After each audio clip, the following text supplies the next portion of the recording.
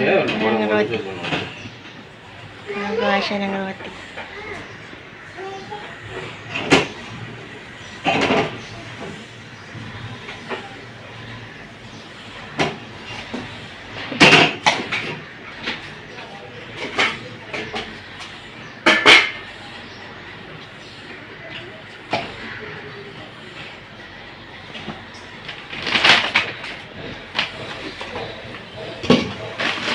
A few moments later. Morning! Ito na naman yung suot ko. Favorite na t-shirt ko. Kung napapansin nyo, ito yung lagi kong suot sa mga vlog.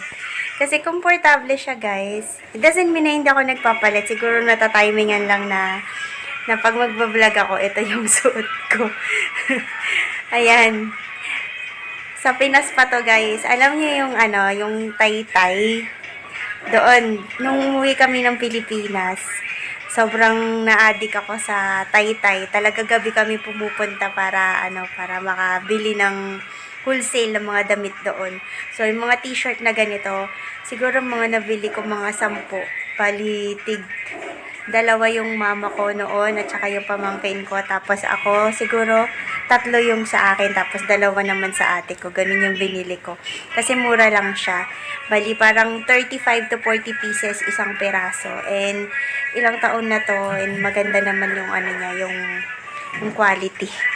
Kahit mura lang. Hindi naman, tingnan nyo, hindi naman siya agad-agad nangupas. Kaya okay lang. Ano na to? 17, 18, 19, 20, 21. Oh, magpo 4 years na siya, guys, ha? Imagine. So, anyways, ayun, kahapon pala, guys, yung asawa ko. Lockdown dito, pero need kasi niyang umuwi sa kanila. Kasi yung lolo't lola niya, monthly, nagme-maintenance yun. Monthly. I mean, nagme-maintenance na sila ng gamot. Mga matatanda na, nasa mga 80 plus na sila. So, talagang yung maintenance, napakalaking tulong nun sa kanila para, syempre, mas sumaba pa yung mga buhay nila.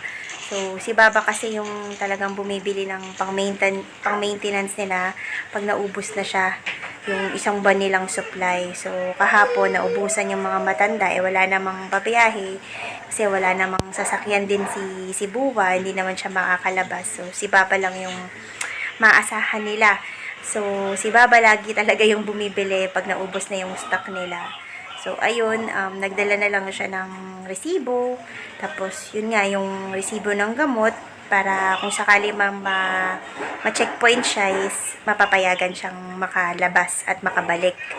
So, ayun, galing siya doon and swerte tayo na nakakuha si Baba ng from Buwa ng mga gulay kahit paano. So, meron tayong makukonsume kasi ang hirap talaga pag lockdown, guys. Yung mga shop, limited lang yung time nila para magbukas. So, at least ngayon, libre yung ating mga gulay. Pakita ko sa inyo yung mga binigay ni Buwa na gulay sa kanya, guys. Ayan, pinitas ni Buwa, binigay niya kay Baba. So, ito yung lulutuin ko ngayon.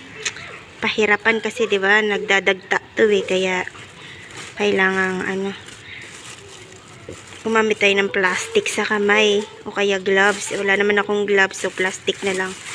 Mamaya, ayan, kakat ko siya, linisan ko siya. So, yan yung isa sa mga gulay na nabigay ni Buwa sa kanya. Yung gulay, gabi.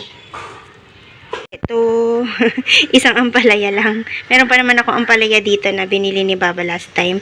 Tapos, ito patola, girawla tawag nila dito. So, yan. Siguro, kasya na yan sa 3 araw. Yan ang aming ulam. Tapos, nagbigay yung kapatid niya sa amin ng ginawa niyang panir. Ito yung panir, guys. Wait lang. Ito yung panir na binigay ng kapatid niya. Actually, naluto ko na yung kalahati kagabi. Masarap siya, guys. Next time, papakita ko sa inyo pag niluto ko to kung paano siya iluto. Para siyang tofu naman dito sa Pinas. Pero parang itsura niya is white cheese. Ganyan siya. Pero pag niluto nyo siya with kamatis, masarap po siya. So, yan. Ito, buti na lang binigyan kami ng panir. O, sige. 3 araw yung gulay. Ito, pang 4 na araw. O, diba? Solve na kami. Ito na yung daan dito. Medyo naayos na nila. napatag na nila yung part na nilagyan nila ng drainage. So, ayan na lang. Sesementohin uli nila yan. Sa kabila. Tingnan natin. Oo. Mahulog ka dyan. Hanggang dun sa dulo, naayos naman na nila. Nalagay nila. Ay, hindi pa pala doon. Dito pa lang, ayun, meron pa doon part na lalagyan ng drainage. So, ayan. Maaraw ngayon. Maganda-ganda yung panahon, kaya lang sobrang init naman. Hi, Ria! Hi, Ria! Hi, Mami! A few moments later. Wala tayong gloves. So, gamit tayo ng plastic. Ayan. Medyo matrabaho to ngayon, pero tagal-tagal na din kasi kami hindi nakakain nito. So, wala rin akong panggata, guys, kasi hindi naman sa kanila uso dito yung ginagata. Ano lang to, guys, ganun din, simpleng luto lang din, with masala. Ganun yung paggawa nila dito. Nakita ko sa inyo kung paano nila iluto yun. Pwede rin namang may kamatis to, kaya lang naubos na yung stock namin ng kamatis. Mamaya pa bibili si Baba, so hindi ko siya lalagyan ng kamatis. Masala lang, tapos gisa-gisa, tapos gamit ang pressure cooker. Ganun ko siya lulutuin. Tapos may konting sibuyas, tapos bawang. Ayun lang. Ganun lang siya. Masarap naman siya, guys. Para siyang magiging parang laing.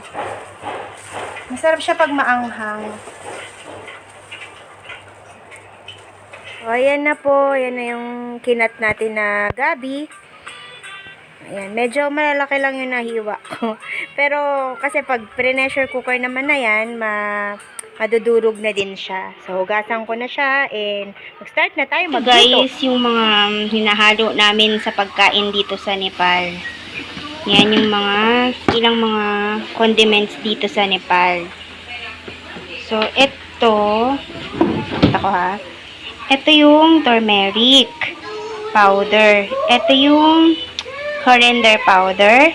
Ito yung cumin powder, syempre salt. Ito yung mixed masala. Kapag hindi available to, at saka ito, pag hindi available ang coriander, at saka cumin powder, ito ginagamit ko, mixed masala. Kasi meron na yung turmeric, meron ng coriander, meron na rin yung cumin, at kung ano-ano pang mga spices meron dyan. So, ito yung methi seeds. Ito yung jeera seeds, yung nilalagay sa dal. So, ayan po yung mga main na condiments dito sa Nepal. So, ayan lang po yung ingredients natin para dun sa gabi na iluluto natin. Bawang, tapos may lemon, tapos sibuyas, tapos konting chili. And syempre, yung ating gabi na nalinisan ko na, nahugasan ko na. Ayan, mainit na yung mantika. Nilagay ko na po yung methi seeds. So, kailangan lang antayin natin na maging kulay itim siya bago ko ilagay yung sibuyas. So, yan. Nilagay ko na yung sibuyas. Lutuin lang natin saglit ng konti yung sibuyas. Tapos, saka ko lalagay yung bawang. Nilagay ko na din yung bawang, guys. Nakikita niyo itim-itim na seeds na yon. Yan yung methi seeds kanina na nilagay ko. So, brown lang natin yung bawang. Yan, saka ko ilalagay yung gabi na. Nilagay ko na yung gabi, guys. Nilagay natin ng asin. Lagyan natin ng asin.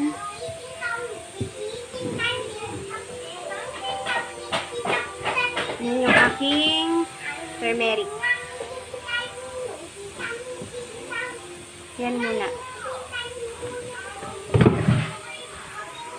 Ayan, nahalo ko siya. Saka ko lalagyan ng mix masala na, guys. Nilagay ko na yung mix masala. Tapos, konting tubig, guys. Hinalo ko na siya. Nilagyan ko na rin ng tubig.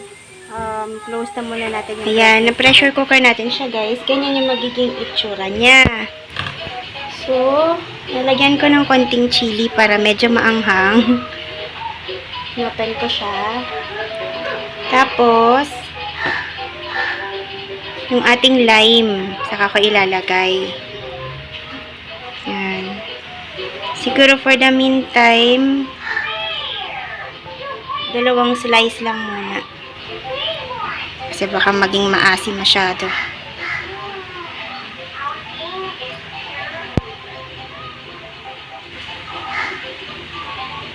Kunin ko lang yung buto na isama, guys. Dali lang. Kunin natin yung... Yan. Yung iba kasi gusto nila yung dry lang. Ako gusto ko medyo may konting may konting tubig. So, palaputin lang natin ng konti ulit. So, ito po yung itsura niya kapag naluto na. Para siyang laing, pero hindi lang ganun ka-dry kasi medyo maraming tubig ko. So, pwede niyo yung lagyan ng lemon or kaya lime para medyo mas masarap siya.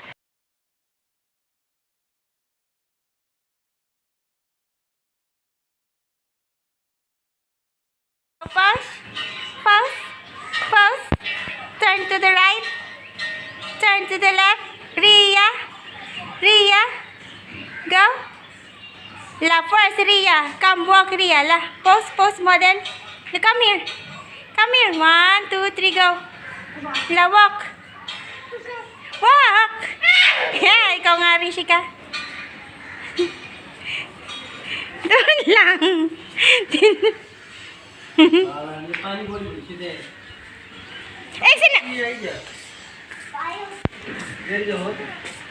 Baya. 1 minute. Ayan, magagamit na din nila sa wakas, ate. No need!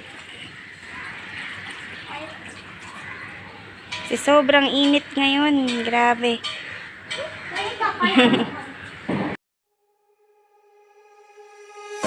When I walk into the kitchen, you saw the look on my face. You saw the look on my heart to get out of this place. I sensed something I've never seen before. When you put on the pineapple, we couldn't be friends anymore. Pineapple bouncers, go on pizza. It's a fruit and you know that. Pineapple doesn't go on pizza. They just don't belong.